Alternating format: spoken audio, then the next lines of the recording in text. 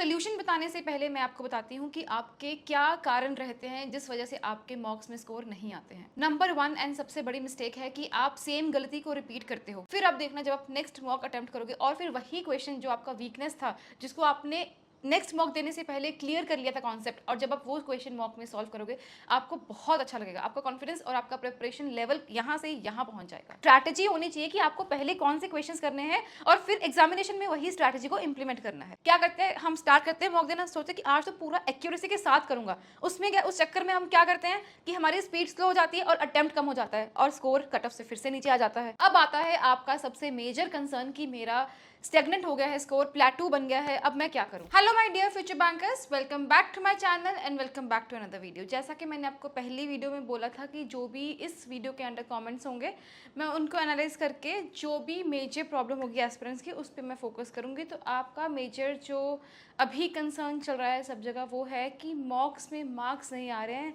मेरे marks 49 to 51 की range में स्टक हो गए, चाहे वो प्रीलिम्स है और चाहे वो मेंस है। मार्क्स स्टक हो गए हैं and that too below the cut off. तो ये बहुत बड़ा एक सेटबैक होता है एस्पिरेंट के लिए कि मैं दिन रात इतनी मेहनत कर रहा हूँ फिर भी मेरे मार्क्स नहीं बढ़ रहे हैं। कई बार क्या होता है ना एस्पिरेंट्स के साथ कि हम मॉक देने बैठते हैं, बहुत पॉजिटिविटी के साथ बैठते हैं कि आज तो मैं बहुत अच्छे मार्क्स लेके आऊँगा, लेकिन जब मॉक अटेम्प्ट करना स्टार्ट करते हैं तब पैनिक वाला सिचुएशन क्रिएट हो जाता है, कुछ भी समझ नहीं आ रहा होता, कोई भी क्वेश्चन नहीं हो रहा होता, और जब सबमिट करते हैं तब आता है sorry you have not clear the cut off. तो उससे क्या होता है, हमारा कॉन्फिडेंस बूस्ट होने की बजाय डाउन हो जाता है। क्यों?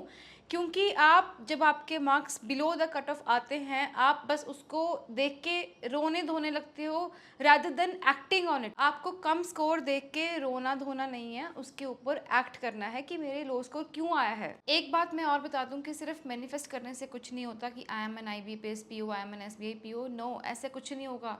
आपको उस चीज़ के ऊपर डेली एक्शन करना है, डेली उस चीज़ को करना है कि मुझे क्या करना पड़ेगा कि मैं इस पोजीशन पे पहुंच जाऊं, मैं क्या नहीं कर रहा हूं, उसको आपको एनालाइज करना है। इसीलिए एनालिसिस इज़ वेरी इंपॉर्टेंट। आपको जब भी कोई मॉक देते हो उसका एनालिसिस करना वेरी वेरी इंपॉर्टेंट है। तो सोल्यूशन बताने से पहले मैं आपको बताती हूँ कि आपके क्या कारण रहते हैं जिस वजह से आपके मॉक्स में स्कोर नहीं आते हैं। नंबर 1 एंड सबसे बड़ी मिस्टेक है कि आप सेम गलती को रिपीट करते हो। ये क्यों करते हैं? क्योंकि आप एनालिसिस नहीं करते हो अच्छे से।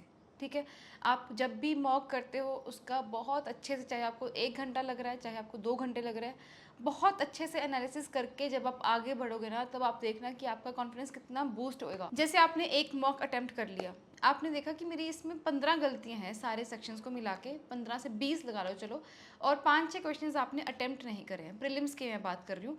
तो आपको उन 20 to 25 क्वेश्चंस को पूरे का पूरा देख के फिर आगे बढ़ना है। एंड फिर आप देखना जब आप नेक्स्ट मॉक अटेम्प्ट करोगे और फिर वही क्वेश्चन जो आपका वीकनेस था, जिसको आपने नेक्स्ट मॉक देने से पहले क्लियर कर लिया था कॉन्सेप्ट, और जब आप वो क्वेश्चन मॉक में सॉल्व करोगे आपको बहुत अच्छा लगेगा। आपका कॉन्फिडेंस और आपका प्रिपरेशन लेवल यहाँ से यहाँ पहुँच जाएगा। ठीक है, एक तो आपको ये करना है, रीज़न के साथ मैं सोल्यूशन बताते जाऊँगी। ठीक है, दूसरी गलती जो एक एस्पिरेंट करता है वो ये होता है कि हम ओवर अटेम्प्ट कर देते हैं कट ऑफ के चक्कर में कि यार कट ऑफ तो इतनी है, मुझे इतने क्वेश्चंस तो करने ही पड़ेंगे। लेकिन आपको ये नहीं पता क्या कि जो नेगेटिव मार्किंग है वो आपका स्कोर किल कर देगी अगर आप एक्यूरेसी को मेंटेन नहीं करोगे, जिसकी वजह से आपका स्कोर स्टेगनेंट हो जाता है। थर्ड गलती जो हम करते हैं कि हम वीक एरियाज को इग्नोर करते रहते हैं, उससे डरते रहते हैं कि नहीं नहीं ये तो मैं करूंगा नहीं, इजी क्वेश्चंस करूंगा। लेकिन ये चीज़ तो हमें रियल टाइम एग्जामिनेशन में करनी है ना। मॉक में तो हमें अपनी वीकनेसेस को आइडेंटिफाई करना है,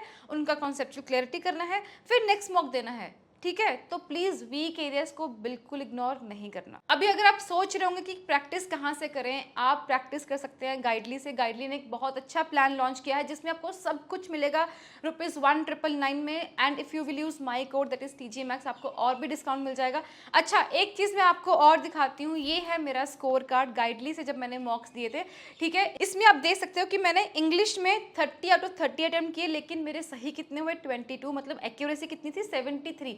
तो कई बार ज़्यादा अटेम्प्ट करने से भी आपकी एक्यूरेसी गिर सकती है, जैसे मेरी गिर गई है इंग्लिश में। उसके बाद मैंने क्वांट में 22 आउट ऑफ 35 किए। आप लोगों के लिए ये कम होगा लेकिन मेरे लिए ये डिसेंट था, जिसमें मेरी एक्यूरेसी थी 19 करेक्ट थे और एक्यूरेसी 86%। और रीजनिंग में मैंने 29 आउट ऑफ 35 अटेम्प्ट किए थे, मेरी एक्यूरेसी थी 97%। मेरा एक ही गलत हुआ था। रीजनिंग में आपको ट्राई करना है आपकी एक्यूरेसी 100% रहे, ठीक है। और ओवरऑल स्कोर मेरा 81 आउट ऑफ 100 था, एक्यूरेसी 85% थी। और जो मेरा कट ऑफ था 60 था, मेरे मार्क्स आए थे 66 आउट ऑफ 100। ऐसे ही आपको ग्रेजुअली इंप्रूवमेंट करनी है। ये पीओ का ही होगा क्योंकि मैं क्लरिकल के लिए एलिजिबल नहीं थी जब मैंने प्रिपरेशन करी थी।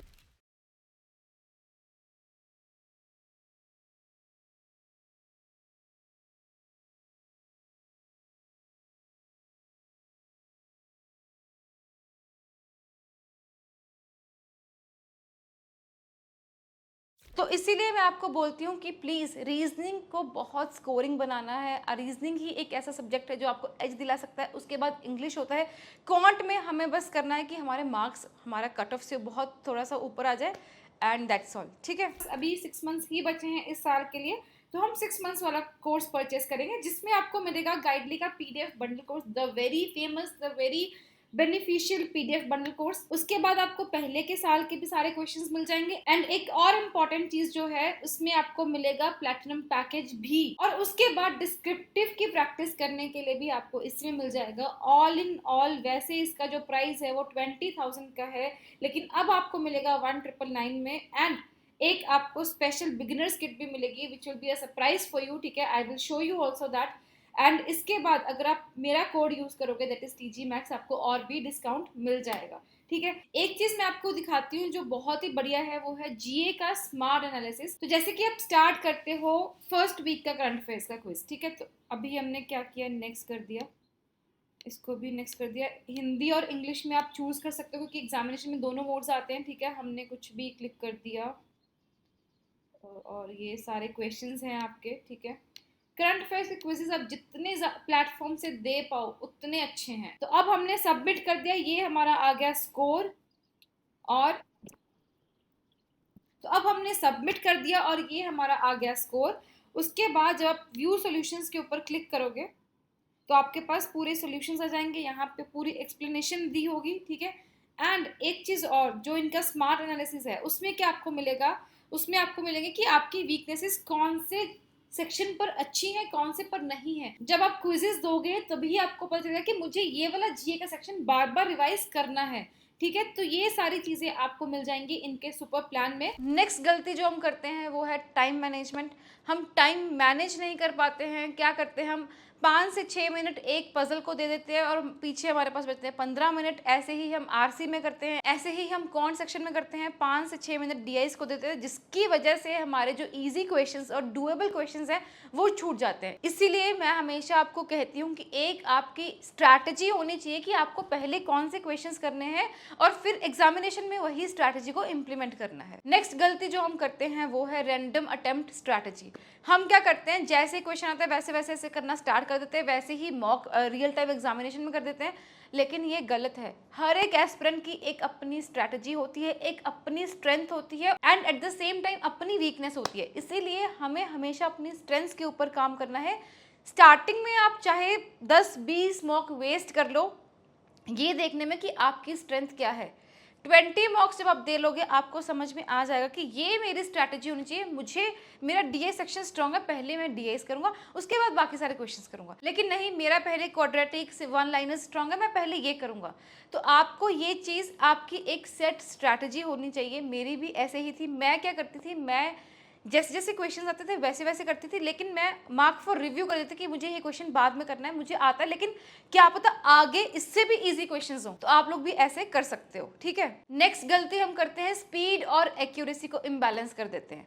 क्या करते हैं, हम स्टार्ट करते हैं मॉक देना, सोचते कि आज तो पूरा एक्यूरेसी के साथ करूंगा।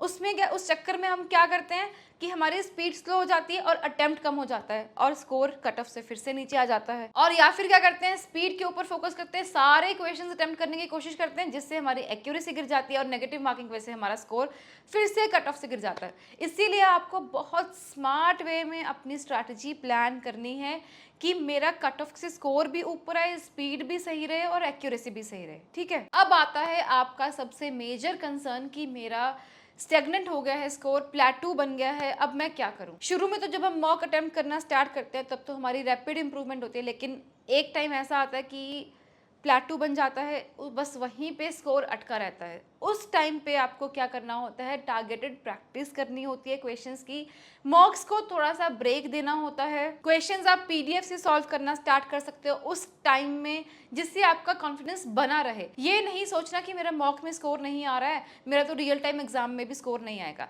इसीलिए हमें थोड़ा सा एक फॉल्स मोटिवेशन रखने के लिए पीडीएफ से, वीडियो सोर्स से क्वेश्चन सॉल्व करने चाहिए जब आपका ये स्टेगनेंट स्कोर आ जाता है। ठीक है, 2 दिन आप मॉक को ब्रेक दे दो, 3rd डे आप देखना आपको इंप्रूवमेंट दिखेगा। तो इन दी एंड मैं आपको जल्दी जल्दी बता देती हूँ कि आपको क्या क्या करना है, किन चीज़ों के ऊपर फोकस करना है। मार्क्स को इम्प्रूव करने के लिए आपको एनालिसिस करना है, आपको माइक्रो एनालिसिस करना है, एक एरर बुक बनाना है आपको, जिसमें आपको सारे लिखने कि ये मैं सिली एरर्स करता हूँ, ये मेरे कॉन्सेप्चुअल एरर्स हैं, इनके ऊपर मुझे काम करना है अगला मॉक देने से पहले। नेक्स्ट चीज़ जो आपको करनी है, आपको पहले एक्यूरेसी के ऊपर काम करना है, फिर स्पीड के ऊपर काम करना है, फिर दोनों के ऊपर साथ में काम करना है मॉक में। नेक्स्ट वेरी इंपॉर्टेंट, आपको सेक्शनल वाइज प्रैक्टिस करनी है, बहुत बहुत इंपॉर्टेंट है। ये नहीं कि फुल लेंथ जा रहे हो, आपको जब आपके मॉक में मार्क्स नहीं आ रहे, आप सेक्शनल देना स्टार्ट कर दो, it will be very beneficial for you. एक इंपॉर्टेंट फीचर जिसका हम बिल्कुल यूज नहीं करते हैं वो है री अटेम्प्ट फीचर।